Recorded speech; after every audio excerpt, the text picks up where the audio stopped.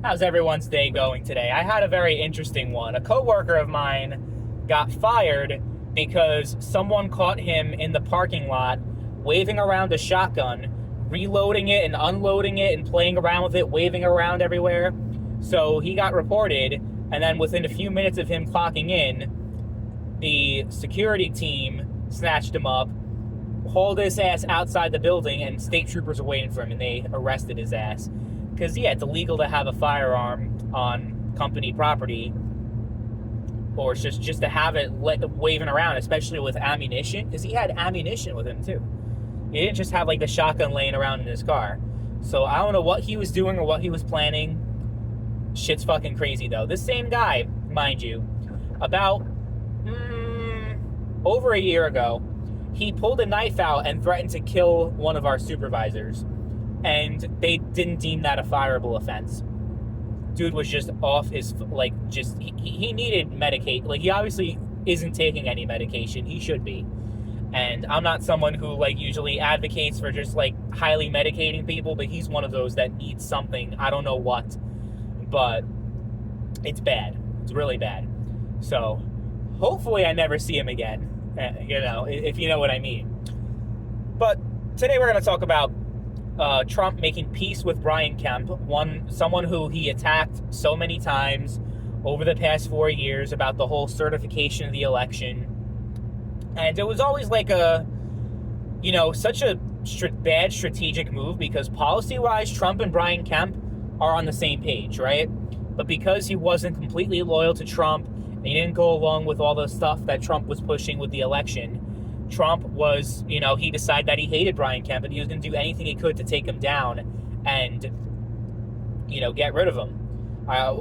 It was that fucking guy, I forget what his name was, who was the senator in Georgia. Then he ran against Brian Kemp in the gubernatorial primary.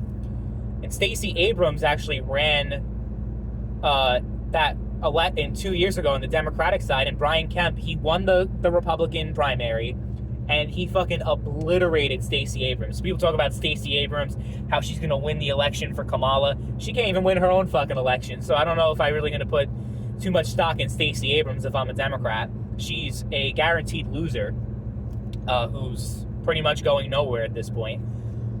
But, yeah, it was always a dumb thing, because he's obviously a very popular governor in a purple state, that could, on the presidential level, can go one way or the other. But as far as state politics, the Republicans in Georgia are very popular. At least they were, for a while. The senators, not so much. But the governor, the attorney general, and the state legislature is Republican dominated. So it was just a very, very, very foolish thing to go after someone who could be a very powerful ally for you, especially if you plan on running for re-election. I mean, he was hoping that he was going to be able to defeat Brian Kemp with his candidate to replace him. Honestly, there's a good chance Stacey Abrams would have won in that case, because he lost did he lose to Warnock, or did he lose to the other guy, Ossoff? I forget which one he lost to. Because Kelly Loeffler, I know, was the other senator. I forget the name of that fucking guy. I feel like such a fucking idiot right now. I'm just brain farting. I had a long day at work, and I'm, really tired. That's always when I make these videos. It's driving home from work, being exhausted, and sometimes not being, 100% coherent. You guys would think I'm drunk driving sometimes. But he's trying. He really is trying, because this is such a winnable election for him. The fact that the election is this close, considering everything that's been going on with the economy, with the Democrats and everything, Trump should be winning this election handily, even with Kamala being the replacement. She's such a horrible candidate. She is even more unlikable than Hillary Clinton is.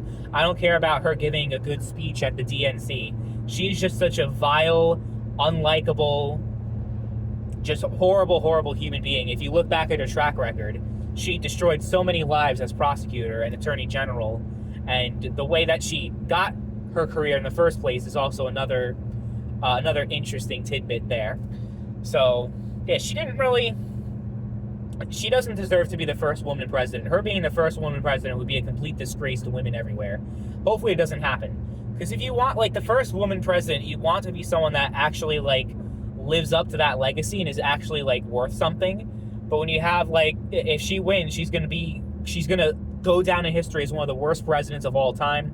Their economic policy alone, if you think things are bad right now, the fact that you're voting for more of it, a lot of her supporters, like, okay, I get there are a lot of people who just hate Trump no matter what, but the people who are like swing voters, like, yeah, I'm struggling, with gas and groceries and everything, but you know what? I'm gonna vote for the politician that wants the same exact policies that are hurting me right now. Like, you get what you deserve. I feel like no empathy anymore for people who, like, for the next 4 years, if you vote for Kamala and Kamala wins, and she wins, and you're struggling to eat because prices increase, sorry, you get what you deserve at that point. Like, it sounds like a fucked up thing to say, but it is what it is. And fair enough, you could say the same thing about me. I am a proud Trump voter, and I believe that Trump is the best for this country. But you know what? If shit goes south, like economically, like if prices increase and everything happens like that, and I voted for Trump and it happens under Trump's watch, then fine, you could say the same thing about me. But I'm very confident that a Trump economy, because I've lived under a Trump economy, and I know I have the sample size, comparing Trump's to Biden's. Obviously, Kamala's economic policy is like 90% what Biden has done and what Biden has been doing. So under that context, I know what I'm in for if I vote for Harris. Like, it's just like, it's stupid. People talk about Trump's racist, Trump's this, Trump's that. They can't actually name anything racist. Any racist policies he's actually implemented, but whatever. It's like, talking to a brick wall. You can't reason with people anymore. Trump is like, in a way, though, he can be his worst enemy. I understand he's very unlikable. It kind of goes into the whole thing with Brian Kemp and everything. Like, just making enemies out of people that you really don't need to be enemies with on your own party, popular politicians, So, maybe that'll be good, because it'll bring Brian Kemp back into the fold. He'll campaign for Trump. He's a popular governor in a state where Trump absolutely must win. He needs Georgia, he needs North Carolina, and he needs Nevada's another one, Arizona.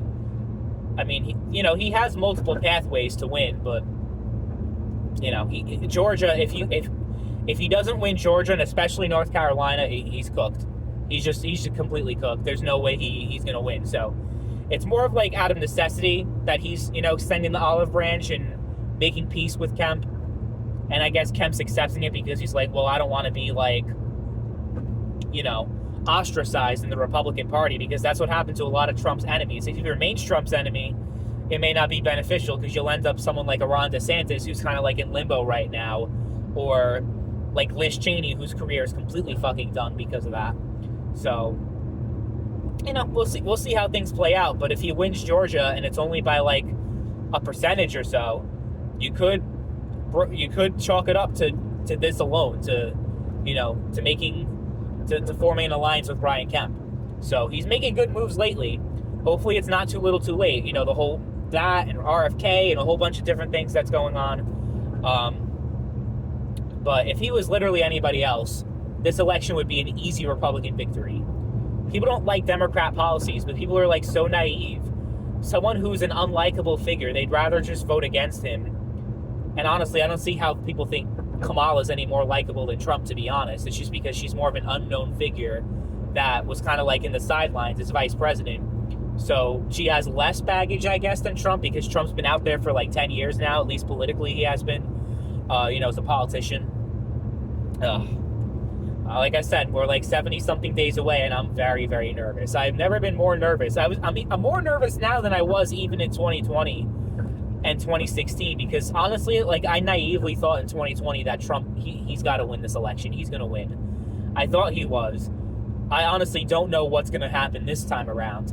But in 2016, I was so convinced that Hillary was going to win that I wasn't even nervous, because I already kind of just accepted what was going to happen. But this, I'm just hoping. Because if Kamala wins, then our country's beyond fucked, and it's not even funny. Like, that's just how it's going to be.